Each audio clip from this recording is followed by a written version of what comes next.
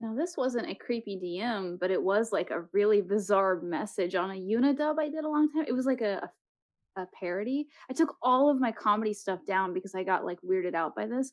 And it was Mm, I don't know if they were on drugs or like on I don't know, but it God. was like this huge like paragraph, just wall of text, and it was like it started out about Yuna and then it turned into like Trump and Satan, and this was, like, a few years back, like, 4 or 5 years ago, and it was so bizarre. I deleted it immediately. I wish I hadn't, because now I kinda wanna show you guys what it said, but it was very disturbing, and it went into, Oh, like, wow. graphic detail about cutting my skin off and all this. I'm like, "What the hell?" And it was just a stupid little, like, parody video with Final Fantasy, and I don't know. God. People are nuts, but I guess I mean, it could be just a joke because people will hide behind their computer and just say all kinds of You weird stuff. you reminded me of a memory of this one guy that I was in this one role play server with, like, 2 years ago on Discord, and this one guy came to my DM saying something along the lines of, "I cannot wait to just slowly slit your skin open and pour salt into it and rub it in." I was like, "What the fuck are you fucking on about? Ew! What do you want from me?" It's like, "I don't know, I thought it was funny." Dude, don't come into randos DMs saying that bullshit. What the fuck? And then he never replied. I was like, "I hope he got the message." So I'm assuming he Oh, was a troll, but it's really fucking weird. it's not funny at all. It Well, really wasn't funny. now this wasn't DMs, but it was, Gaia Online.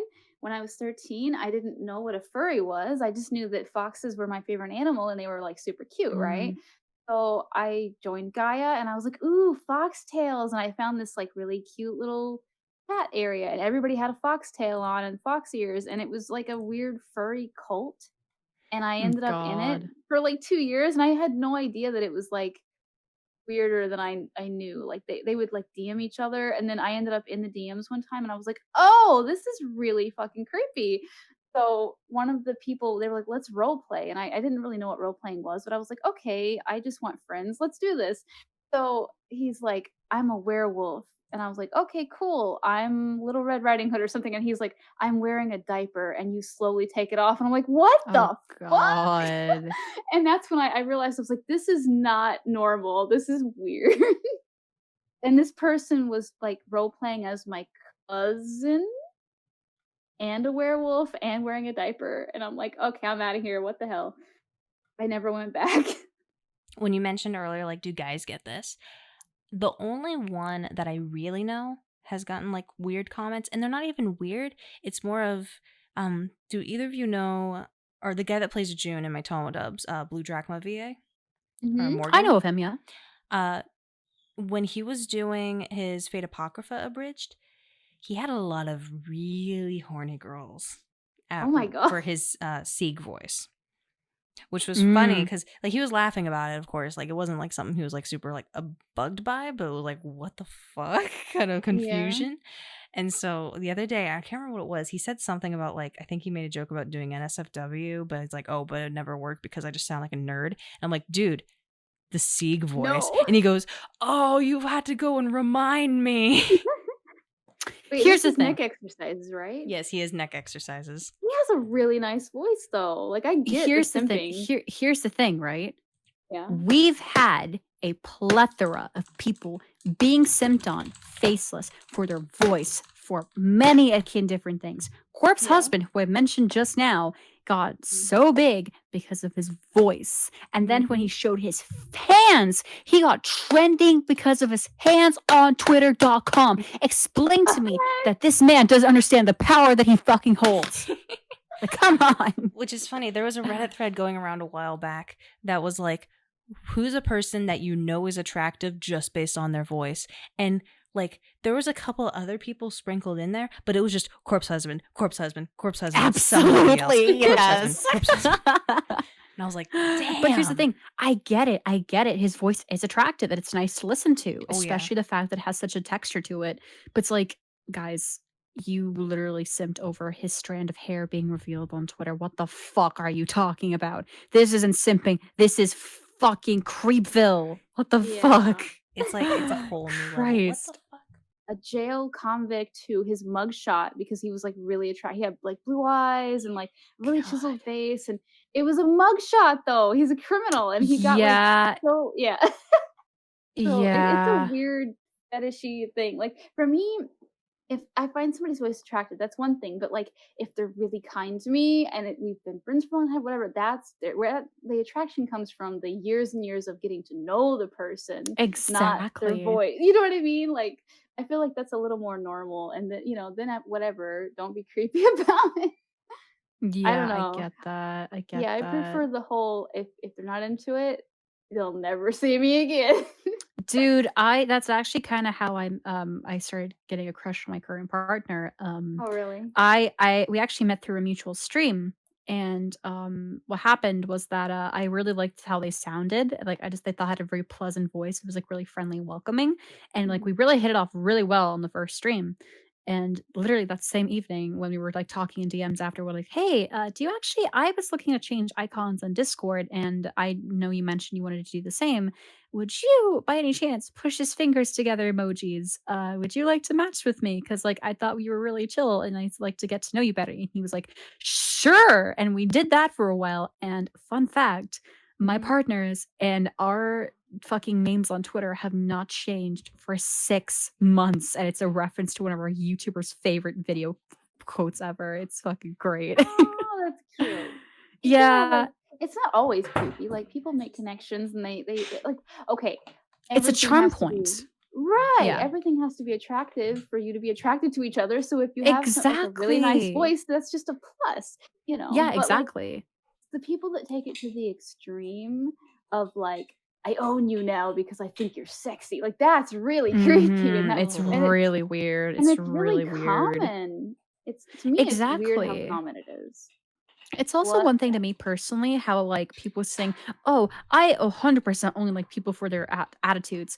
Dude, you can't sit there and tell me that you can't find some significant physical attraction to a person and their personality. Because for me, Right. realistically speaking, I think that even though the person is not conventionally attractive, let's just say, for example, if you find them physically attractive regardless of how the society sees them on the attractive Mhm. level, that's what matters. Just don't say that, "Oh, physical attractiveness doesn't matter to me." It's a way it clearly will, because if you're gonna be with a person and you're gonna see them every day, you wanna think that, "Oh, yeah, I like this person for how they look and their attitude." But they don't have to be, like, the most stunning Kim Kardashian in the world or anything, or, like, I the most guess I attractive, have like, low Chris standards. Evans. Like, my standard is Yeah. just mine is just like, "Are you a decent human being? Will you not hit me? Are you, like, able to take care of yourself?" That's all I I'm s ask, I'm like sorry that I'm laughing at that, but it's just the fact that I relate to that so hard. like, Holy "Do you shit. bathe?" Because that's kind of a plus, you know? Yeah, exactly. Like, it's just, like, the most necessary things in And, like, life. the most simple Like one is just, like, "Do you like to cuddle without doing anything else?" Because that's kind of a big one. exactly.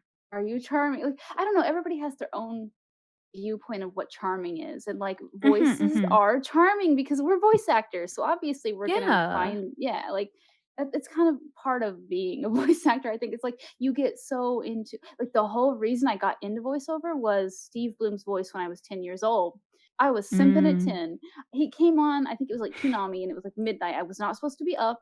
It was a school night, and he said something like, "Be smooth like water," and I was like, "Ooh, I don't know who this is, but that's, like, a really nice voice," and I was like, "I wanna do that someday." So, him being attractive, or his voice being attractive or whatever, that's, like, what sparked my entire dream of becoming a voice actor, so it's not always creepy. Mhm, Like, mm, I had mhm. no weird motive, I was 10 years old, but that was the whole thing, is, like, his voice was really pretty to me, and that's what got me into it. Because like, Yeah, I I don't get that completely. What's interesting, like, I wasn't, like, initially, like, super attracted to Zach when we first met. I was like, "Okay, he's just a guy." I wasn't really, like, looking for that. I Exactly, wasn't there you interested in go, that. there you go. But, like, Right. it grew on me. Eventually, it was like, "Okay." And then, of course, it helped a lot when, because we started online, so it helped a lot when, like, he was there in front of me, and all of a sudden, it was like, "Okay, there's his face and the feeling of his, hands and his skin, and then the scents and all of that." It's like all of it coming together at once, and it wasn't just the completely visual aspect, but everything else that added on to it. And I was like, Mhm. ooh. Yeah. And then, of course, like, it was his voice too. Cause, like, I literally think him doing his bullshit voices at some point awoke something in me. Oh my god. Because I was Dude, Please, for Teddy. when I met Please him, write a oh I my letter. thought I was god. asexual. I was positive that I was asexual when I first met him. I told him as much, and he goes, "Okay, like whatever." And then, Mhm. like as time went on, like we just kept discussing things, and we were both very confident with talking about sexuality. And he would do Mhm. like a really sexy voice or something to like show me something, like oh yeah, I did this voice or something or whatever, and I'd sit there and going, okay. That's so cute. Oh, I wish I had been at the wedding now. God, like honestly, like for I me think I have a personally, recording of it. If you want me to oh send it Oh, my to you one day. god, no way. I was gonna say though, at first, like I was always debating with my head if I was aromantic or not because, like I mentioned before, the story with Christian, um, what's it called? I was always like very sure that I had no romantic attraction towards people. Then Q during last year when I had a really bad falling out with a person that I fell in love with at work that I thought was a cool person, and I realized I was having feelings for them, which was like a first for me. It was like holy shit, this person that I have feelings for, I probably hates me, so that's really shitty as well. And then when I met my partner now, when you were mentioning how like you weren't initially attracted to him at first, for me, it kind of helped that like the way I started getting a little crush on them was from how they treated slash talked to me, their voice, how welcoming they were, how funny they were. It was almost like not really love at first sight, but crushing at first sight, like or first hearing them. And when I finally saw what they looked like, and I was like, to them, they may not seem conventionally attractive, or to people, they may not like, seem like, oh, they're very attractive or anything. But to me, it just helped that they've just had traits to them that were like, "Oh my god, they're so cute." Like, the way I can describe, like, my partner is just they're adorable. Like, I fucking love oh, you're talking about Zach, and I'm like, "Oh my god." I oh. also, like I don't talk about, our relationship very often, but, it's just I'm very happy that where I am now because like, it just works for me. Yeah. It's And I think part of it is oh like my the first god. time I met Zach, like after he had cast me in a project, and then he later added me on Skype, and then he was like, "Hey, I just want to kind of get to know my VAs before we do anything." And I'm like, "Okay, cool." And so we immediately knew what each other looked like before we had really discussed anything. I'm sure that if Mhm. we had waited a bit, I probably would have found him like the hottest fucking thing ever, like the moment we did, if we had been talking for a bit before then. But like for Mhm. me, it was like, oh, it's just a guy on a screen. I knew plenty of those. Mm. Most of the ones I knew were dumb nerds. I've always So been the type that, like, even if I do like somebody, like, a lot, I'll just take it to the grave with me, and I won't say anything. But, like, if they find out, I'm like, "Okay, I'm never gonna talk to you again, I'm too embarrassed, bye." yeah. So I'll probably die alone. No, wait, I won't. I'll die with Oh, Teddy's baby. I'll take please, care of Teddy's kid for please, the rest. honey, honey. Yeah. I'll always be Teddy's simp. That's all that matters. Oh my god. Jeez Louise. Hey, if anything, simping isn't always inherently bad. Sometimes you No. gotta have that extra one up on people. You Yeah, need I'm gonna be here your with your Teddy's pep baby. your pep squad, your cheer Yeah, team. I'll be the commander of this Imperial army. Oh my god, stop. But yeah, like, I don't see the point in telling them because I know it's like, "Oh, my heart's gonna get broken anyway," so I'm just gonna like, be the best friend I can be, and I'm, like, the ultimate female simp. God. As like you said in that one blooper reel, I'm a fimp. I am the ultimate femp, yes. But, like, for me, like, if you love somebody, it should be unconditional and, like, you want them to be happy even if it's not with you know what I mean? Like Exactly, exactly. yeah, If you genuinely want someone to be happy, successful, prosper, and just to be in their best and support them, that's already a huge thing. Sit. Sit. Cooper! Oh, okay, I'm gonna simp for Cooper now. Hey, You we're replace talking Teddy? about love and falling in love and shit like that. You want to add something to the conversation? Don't do it. One night stands are so much easier. Fuck you. Oh, he just ruined everything. I would You disagree know with that's that a one. lie. You know I would it is. disagree with that one heavily. Whoever said that, I have a word to pick with you.